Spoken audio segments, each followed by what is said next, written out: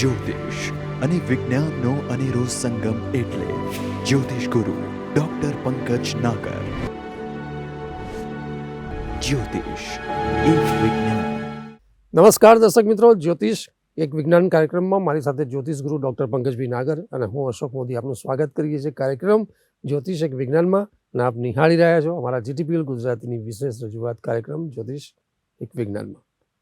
પંકજભાઈ આપનું સ્વાગત છે. નમસ્કાર અશોકભાઈ અને નમસ્કાર મારા વહાલા દર્શક મિત્રો. ગત શોથી આપણે ગુરુ મહારાજની સાથે ચાલી રહ્યા છીએ, કારણ કે ગુરુ મહારાજ બ્રહ્માંડની અંદર ચાલતા ચાલતા એક ઘરમાંથી બીજા ઘરમાં પ્રવેશ કરવાની તૈયારી કરી રહ્યા છે. તો આ પ્રવેશ કઈ રીતનો છે? As you know very well કે દરેક ગ્રહ ગોચરની અંદર ભ્રમણ કરતાં કરતાં એક રાશિમાંથી રાશ્યાંતર કરી અને બીજી રાશિમાં જાય છે. ગુરુના અતિચારી ભ્રમણના કારણે ઈસવીસન 2025ની અંદર ગુરુ 3 વખત રાશિ બદલશે. વૃષભમાંથી મિથુન, મિથુનમાંથી કર્ક અને કર્કમાંથી મિથુન, મિથુનમાંથી કર્ક 2026માં. તો આ ગુરુનું અતિચારી ભ્રમણ, એની આપણે ઘણી બધી વાતો 4.5 મહિના પહેલાં કરેલી અને બધા જ પ્રિડિક્શન્સ અમારા સાચા પડેલા. હવે આ ગુરુ મહારાજને મૂડ એવો થઈ ગયો કે ભાઈ અતિચારી ભ્રમણ તો કરવાનું જ છે, વર્ષમાં 3 રાશિ બદલવાની છે, તો લેટેસ્ટ મૂવ ટુ કેન્સર, કર્ક રાશિ. તો ગુરુ મહારાજે ડિસિઝન લીધું કે આપણે 18 ઓક્ટોબરે કર્ક રાશિમાં પ્રવેશ કરીએ, થોડાક સમય માટે રહીએ, કારણ કે એ એમની ઉચ્ચની રાશિ છે. તો મારા ઉચ્ચના ઘરમાં જવું, 18 ઓક્ટોબરે જવું ને 5મી ડિસેમ્બરે પાછો નીકળી જઈશ. પાછું જવાબ નથી કહેતા કે ભાઈ વિદેશ જવું છે, 2 મહિના પછી પાછું આવી જઈશ. એના જેવી આ વાત છે. તે વાતની અંદર મહત્વ એ વાતનું છે કે ભાઈ ગુરુ મહારાજ તમે ભલે કર્ક રાશિમાં જાઓ, પણ કર્ક રાશિમાં ગયા પછી તમે કોને હેરાન કરશો? દેશ અને દુનિયાની ખબર કેવી રીતના લેશો? કુદરતી રીતે તમે કેવી વર્તણૂક કરશો? શેર બજારને લઈને તમારો વિચાર શું છે? સોનું ચાંદી એને લઈને તમારો શું વિચાર છે? રાજકારણની ચર્ચા તો આપણે અશોકભાઈ ગત શોમાં કરી દીધી. ઉપરાંત કર્કનો ગુરુ કોને કહેવાય એ પણ સમજાવી દીધું. કર્કનો ગુરુ લગ્ન જીવનમાં શું કરે એની પણ સમજ આપણે આપી દીધી. કર્કનો ગુરુ, નર્કનો ગુરુ, અને આ જ એક મોટો ફરક છે. તો આવો કર્કના ગુરુની વિશેષ વાતો. અશોકભાઈ, હવે કર્કના ગુરુને લઈને કોઈ સંબંધિત ઘટના, કોઈ એક ચોક્કસ વિષય અને ગુરુ, કોઈ ચોક્કસ સબ્જેક્ટ જે ગુરુ કર્કના ગુરુને કનેક્ટ કરતો હોય એની વાતો કરીએ. અશોકભાઈ. બિલકુલ પંકજભાઈ. દર્શક મિત્રો, જ્યારે ગત એપિસોડથી આપણે ચર્ચા કરીએ કે એક ગુરુનું ગોચર ભ્રમણ, જેમ પંકજભાઈએ કહ્યું કે 18 ઓક્ટોબરથી 5 ડિસેમ્બર સુધી એ કર્ક રાશિમાં થવાનું છે ગોચર ભ્રમણ. ત્યારે પંકજભાઈ, ગત એપિસોડમાં આપણે કહ્યું કે આપણે જેમ ચર્ચા કરી રાજકારણમાં કે શું અસર થશે આ કર્કના ગુરુની, તો કર્કના ગુરુના એના જે સંબંધિત જે બધી બાબતો છે એવા દેશના મુખ્ય મુદ્દાઓની આપણે ચર્ચા કરીશું. તો પંકજભાઈ, હું ઈચ્છીશ કે આપણે મુખ્ય બાબત છે દેશનું અર્થતંત્ર છે, શેર બજાર છે, એ 2 મુખ્ય મુદ્દાઓની વાત કરીશું કે ભાઈ એમાં કેટલી 1 મહિનાનો જે 17 દિવસની વાત છે, તો એમાં એનો ગુરુનો આ કર્કના ગુરુનો પ્રભાવ કેવો રહેશે? જો પહેલી વસ્તુ કે અર્થતંત્ર તૂટે તો દેશ તૂટે. અર્થતંત્ર તૂટે તો કોઈ મંત્ર કે યંત્ર કામ ના. અર્થતંત્ર તૂટે તો દેશની તમામે તમામ નીતિઓમાં બરબાદી આવે. અર્થતંત્રને લઈને અગત્યની વાત કરું તો ગુરુ પોતે અર્થતંત્રનો કારક છે, કારણ કે જન્મકુંડળીમાં ગુરુ બીજા સ્થાનનો કારક છે. અલબત્ત એને અપવાદ ગણવામાં આવ્યો છે, નહીં તો ગુરુ સ્થાન કરો હાની. ગુરુ માટે એવું કહ્યું જે સ્થાનમાં બેસે એ સ્થાન કરો હાની, પણ બીજા સ્થાનમાં એને અપવાદ ગણવામાં આવ્યો છે, કારણ કે બીજા સ્થાનનો એ કારક છે. એટલે કારક ક્યારેક એના માટે એવું કહેવાય કે કારકો ભાવ ફલ નાશાય, એટલે ભાવનું ફળ નાશ કરે, અને ક્યારેક કારકો ભાવ ફલ વૃદ્ધાય, એટલે ક્યારેક વૃદ્ધિ કરે. બિલકુલ sir. So this is very simple. ગુરુ વૃદ્ધિનો કારક છે, એક્સપાન્શનનો કારક છે અને સીધો અર્થતંત્ર સાથે જોડાયેલો છે. તો ગુરુ અર્થતંત્ર સાથે જોડાયેલો છે અને 18 ઓક્ટોબરથી 5 ડિસેમ્બર 2025 દરમિયાન 1 મહિનો અને 17 દિવસના કર્ક રાશિના એના ગોચર ભ્રમણ દરમિયાન ભારતના અર્થતંત્રને સહાય કરશે. સીધો સટ જવાબ, સટીક ઉત્તર, અને એ ઉત્તર એટલે અર્થતંત્ર માટે કર્કનો ગુરુ સારો. ભૂતકાળને તમે ફેંદો તો અનુભવો એવું કહે છે. 55ની સાલ તમે જુઓ, કર્કનો ગુરુ હતો. એ પછી પાછા 11 વર્ષ પછી તમે કૂદકો મારો. કર્કના ગુરુએ અર્થતંત્રને તોડવાનું કામ કર્યું નથી, બલકે અર્થતંત્રને ઉજાગર કર્યું છે. અર્થતંત્રને એક જબરજસ્ત અર્થ પ્રોવાઈડ કર્યો છે અને આ દરમિયાન કેટલીય આર્થિક બાબતો જે નિરર્થક છે એનો અર્થ જો કોઈએ સમજાવ્યો હોય તો એ કર્કના ગુરુએ અર્થતંત્રને વિશેષ બળ પૂરું પાડીને સમજાવ્યું છે. તો અશોકભાઈ, તમે જે પૂછ્યું કે અર્થતંત્ર ઉપર એની અસરો શું, તો અર્થતંત્ર ઉપર એની અસરો સીધી સટ પોઝિટિવ છે. બીજું તમે શેર બજારનું પૂછ્યું. ચોક્કસ. બરાબર છે. હવે શેર બજાર 18 ઓક્ટોબરથી 5 ડિસેમ્બર વચ્ચે સારું છે. કર્કના ગુરુની અસરો સારી છે. કર્કનો ગુરુ થવાના કારણે ઉચ્ચનો ગુરુ બનશે અને શેર બજાર રૂમઝૂમ ચાલશે. પણ આ સમયની અંદર કર્ક રાશિમાં ગુરુનું ભ્રમણ તમને કઈ સ્ક્રિપ્ટ લેવા માટે પ્રેરણા આપે છે એની એક વાત કરી દઈએ. જુઓ, DH, પ્રથમ DH અક્ષરથી શરૂ થતી સ્ક્રિપ્ટમાં નાણાં રોકવાથી ફાયદો થશે. બીજી વસ્તુ, વૃશ્ચિક રાશિ ઉપર પણ એની 5મી દ્રષ્ટિ આવશે. NY આલ્ફાબેટથી શરૂ થતી સ્ક્રિપ્ટ. પછી મીન રાશિ પર એની દ્રષ્ટિ આવશે તો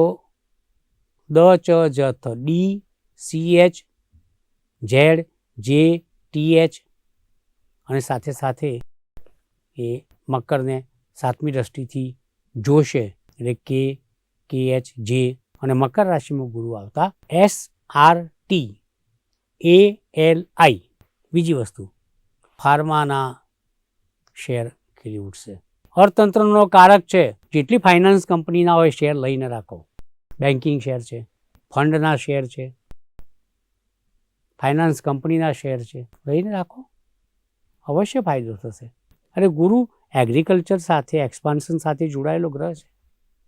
ટેક્સટાઇલનો ગ્રહ છે. ટેક્સટાઇલ કંપનીના શેર લઈને રાખો. ગુરુ સૂર્યનો મિત્ર છે. સોલાર સિસ્ટમના શેર લઈને રાખો. કેટલી વાત થઈ. શેર બજાર માટે આ ગુરુ 18 ઓક્ટોબરથી 5 ડિસેમ્બર દરમિયાન માર્ગી ચાલવાનો છે અને માર્ગી ગુરુ શેર બજારને માર્ગ ઉપર લાવશે. શેર બજારના માર્ક્સ માર્ગી ગુરુ કર્કના ગુરુના કારણે વધશે, એમાં લેશ માત્ર શંકા નથી. રોકાણ કરી રાખો અત્યારથી જ. મેં તમને આલ્ફાબેટના નામ આપ્યા, કઈ કંપનીમાં રોકી શકાય એના નામ આપ્યા. તો એનાથી વધારે મોટી ઘટના તો કઈ હોઈ શકે? તો અર્થતંત્ર તમે પૂછ્યું અશોકભાઈ. બિલકુલ સર. રાજકારણનું પણ તમે પૂછ્યું, શેર બજારનું પણ તમે પૂછ્યું, પણ મારા માટે નહીં, આપણા દર્શક મિત્રો માટે. ડેફિનેટ. દર્શક મિત્રો માટે બીજી પણ વાતો પૂછવાની છે ને હજુ બાકી. નહીં, ચોક્કસ સર. પણ તમે પંકજભાઈ ખૂબ સુંદર વાત કરી કે દર્શક મિત્રો, જ્યારે આ કર્કનો ગુરુ જ્યારે 18 ઓક્ટોબરથી 5 ડિસેમ્બર સુધીનો જે 1 મહિનો અને 17 દિવસની વાત છે, તો એમાં અર્થતંત્ર માટે, શેરબજાર માટે તમે ખૂબ સારી વાત કરી. અને ક્યાંક તમે કોઈ જે સ્ક્રિપ્ટની જે સજેસ્ટ કરી એ ચોક્કસપણે જો આપે એનો ફાયદો લેવા માગતા હોય તો એ ચોક્કસપણે આપ ફોલો કરી શકો. પંકજભાઈ, એ પછી જો વાત કરીએ તો મુખ્ય જે મુદ્દાઓમાં આપણે વાત કરીએ કે ગુરુ જેનો કારક છે ધર્મની વાત કરીશું કે આ 1 મહિનાનો 17 દિવસનો જે પીરિયડ છે 18 ઓક્ટોબરથી 5 ડિસેમ્બરનો, એમાં આ કર્કના ગુરુની અસર જે ધર્મની વાત છે, તો એ બહુ મોટી બાબત છે. તો એમાં કેવો પ્રભાવ રહેશે અને કેવો સમય રહેશે? ધર્મની વાત કરીએ તો ધર્મના પડદા પાછળ બહુ મોટા કડદા થતા હોય છે. બરાબર છે, એમાંય રાઈટ. Right sir. તમે ઉદાહરણ જુઓ, તમે હમણાં જ એક ડિસ્કવરી ઉપર મેં વેબ સિરીઝ જોયેલી, કલ્ટ ઓફ ફિયર, આશારામ બાપુ ઉપર છે. હા. નિત્યાનંદ સ્વામી જુઓ તમે, પોતાનો આશ્રમ બનાવીને નેપાળની પેલી સાઈડ એ બેઠા છે. એટલે ધર્મને અભડાવનાર કોઈ હોય તો ધર્મગુરુઓ પોતે છે. બિલકુલ સર. આસન પર બેસે, ઘણી વખતે શું બોલે કંઈ ભાન ના હોય. હમણાં જ આપણા ભારતના 2 સંત સ્ત્રીઓ માટે પણ કંઈક સજેશન એવા મૂકતા ગયા કે જે થોડા વિવાદાસ્પદ બની ગયા. બિલકુલ. એટલે ધર્મ એટલે કંઈ રિલિજિયસ વાતો નથી. ધર્મ એટલે તમારો ખરેખર પોતાનો ધર્મ શું છે. ધારો કે પ્રમાણિક રહેવું એ આપણો ધર્મ છે, સત્ય બોલવું એ આપણો ધર્મ છે. અને ધર્મ જો તમારો બરોબર હોય તો કર્મ તમારું વિચલિત થાય નહીં, અને કર્મ એ જીવનનો અર્થ છે. પરંતુ અહીં આપણે એવા ધર્મની વાત કરીએ છીએ કે જે પંથવાદ જોડે જોડાયેલો છે, જે કોઈ ચોક્કસ ઈશ્વર સાથે જોડાયેલો ધર્મ પણ હોઈ શકે. કોણ કોની ભક્તિ કરે છે, કોણ કેટલો ધાર્મિક છે, કોણ કયા ધર્મ સાથે જોડાયેલો છે, પણ ધર્મ એ તો એક જ ડેફિનેશનમાં આવે છે ને. ગમે તેનો ગમે તે ધર્મ હોઈ શકે, પરંતુ ગુરુ તો ધર્મનો કારક છે. અને ગુરુનો મર્મ જ્યારે ધર્મને લઈને અભડાય ત્યારે ગુરુની પરેશાનીઓ વધે. ધર્મની વાત કરીએ તો કર્કનો ગુરુ છે, ઉચ્ચનો છે, ગુરુનો રંગ પીળો છે, ભગવો છે, અને કર્ક રાશિ એ ચંદ્રની છે. એટલે ધર્મના પડદા પાછળ જે કડદા ચાલતા હોય અને ધર્મને અભડાવવાની વૃત્તિ ચાલતી હશે તો ગુરુ ઉચ્ચનો થશે. એટલે જ્યારે જે લોકો ખોટું કામ કરતા હોય તો એવા ધાર્મિક નેતાઓ, ધાર્મિક વડાઓ, પંથના વડાઓ, મઠના સ્વામીઓ, પૂજારીઓ અને કોઈ એક ચોક્કસ પંથ કે ધર્મના રસ્તે આગળ વધનારા ધર્મ ધુરંધરો અહીંયા 18 ઓક્ટોબરથી 5 ડિસેમ્બર વચ્ચે સાચા અર્થમાં ધર્મનું નામ રોશન કરશે. ધર્મ અભડાશે નહીં. ધર્મનું એક કાર્મિક સ્વરૂપ, ધર્મનો મર્મ એટલો બધો ખીલી ઉઠશે કે તમને એવું લાગશે કે ખરેખર એમ કે કર્કના ગુરુમાં ધર્મનો જય જયકાર થઈ ગયો છે. એમાં લેશ માત્ર શંકા નથી. 1-2 મુદ્દા મહત્વના છે અશોકભાઈ, સોનું ચાંદી આપણે બિલકુલ એની બી વાત કરીશું. અને પંકજભાઈ એની સાથે જે મુખ્ય મુદ્દો છે અને જે આપણે આખું વિશ્વ જેનાથી ઇફેક્ટેડ છે એવા કુદરતની વાત કરીશું, જે કુદરતી આફતોની વાત કરીશું. આપણે જોયું છે કે દુનિયાના બધા દેશો અત્યારે ક્યાંક કોઈ સાયક્લોનમાં કે કોઈ પૂરમાં કે કોઈ આગમાં કે એટમોસ્ફિયરના એક જબરદસ્ત પ્રભાવ હેઠળ થઈ રહ્યા છે. તો હું ઈચ્છીશ કે આપણે આપણા દેશની વાત કરીશું, વિદેશની બી વાતો કરીશું, અને આ કુદરતની જે આફતો છે, કુદરત એ કેવું રહેશે આ એક મહિનાનો 17 દિવસમાં કર્કના ગુરુમાં, એની વાત કરીએ. જુઓ, પ્રથમ વસ્તુ તો એ છે કે જ્યારે કર્કમાં ગુરુનો પ્રવેશ થશે ત્યારે ઉચ્ચનો થશે. બીજી વાત એ છે કે જ્યારે કર્કમાં ગુરુ જશે ત્યારે જળ તત્વની રાશિમાં જશે. ગુરુ જ્યાં જાય, જે તત્વમાં જાય એ તત્વને શુભત્વ બક્ષે. એટલે દરિયાઈ તોફાનો બંધ થશે. અત્યારે જુઓ તમે, આગ ફાટે છે, વાદળો ફાટે છે, પાણીનો પ્રલય, જળબંબાકાર, અહીં વરસાદ, તહીં વરસાદ, સર્વ જગ્યાએ વરસાદ. તો આ જળ તત્વમાં ગુરુ આવતા જળ તત્વ શાંત પડશે, એને એક શુભત્વ મળશે. ગુરુને એક એવો અણસાર મળશે કે ભાઈ હે જળ દેવતા તમે શાંત પડો. સુનામીની ગભરામણો જશે, નદીઓના પૂર ઘટશે, દરિયાઓ સંકોચાશે, આભ ફાટવાનું, વાદળો ફાટવાનું બંધ થશે, વરસાદ બંધ થશે. અને છતાં પણ સરસ મજાની લીલોતરી સાથે કોઈ પણ જલ પ્રલય વિના એક સરળ જિંદગી જીવવા માટેનું કારણ 1 મહિનો અને 17 દિવસ ગુરુ દ્વારા મળશે. અલબત્ત જળ ઉપર ગુરુઓના આશીર્વાદ રહેશે, કારણ કે જળ તત્વની રાશિમાં ઉચ્ચત્વ એ પ્રાપ્ત કરશે. પરંતુ ગુરુ જ્યારે જળ તત્વમાં જાય ત્યારે બાકીના તત્વોમાં ક્યાંક ને ક્યાંક નાના મોટા પરિણામો ગંભીર આવી શકે છે. આથી અગ્નિ તત્વ થોડુંક હાવી થઈ શકે, વાયુ તત્વ થોડું હાવી થઈ શકે, પૃથ્વી તત્વ વધારે હાવી થાય. ચોક્કસ. પૃથ્વી તત્વ હાવી થાય તો 18 ઓક્ટોબરથી 5 ડિસેમ્બર 2025 દરમિયાન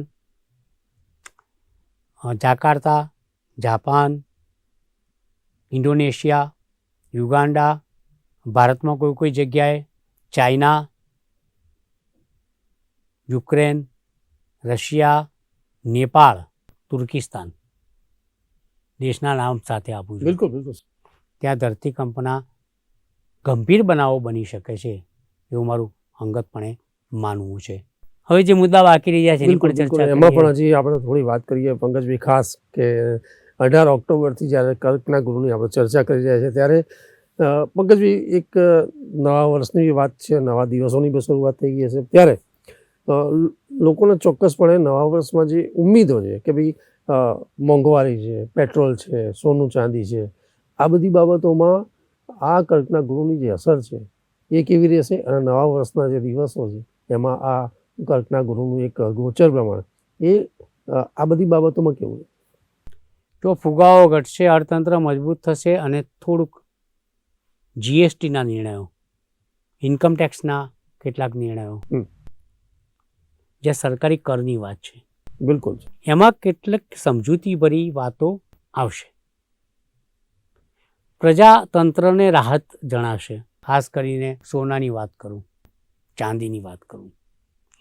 ગુરુ અને સૂર્ય બંને સોનાની ધાતુના કારક છે. ચાંદી પણ ગુરુનો પ્રિય વિષય છે. એક વાત ચોક્કસ કહીશ કે કર્ક રાશિમાં ગુરુના પ્રવેશ સાથે સોનાના ભાવ તો ઉછળશે, ચાંદીના ભાવ પણ ઉછળશે, શેર બજાર પણ ઉછળશે, સોનું મોંઘું થશે. અત્યારે રોકાણ કરનારાઓને થોડુંક વધારે મળશે. સોનું અને ચાંદી બંનેમાં પીળી વસ્તુઓના ભાવ વધશે, પેટ્રોલના ભાવ વધશે, હળદરના ભાવ વધશે, સરસવના ભાવ વધશે, પિત્તળ તાંબાના ભાવ વધશે, અને જેટલી પીળી વસ્તુઓ છે એ દરેકના ભાવ ચોક્કસપણે વધશે એવું હું ચોક્કસપણે માનું છું.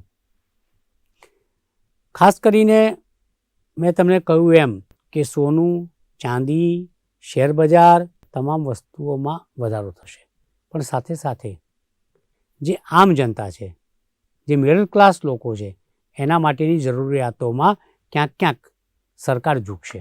કારણ ગુરુ વડો છે, મોટું માથું છે, સરકારની નમ્ર બનશે, સોફ્ટ બનશે, અને મોંઘવારી તરફ કેટલાક સ્ટેપ લેવા માટેના પ્રયત્નો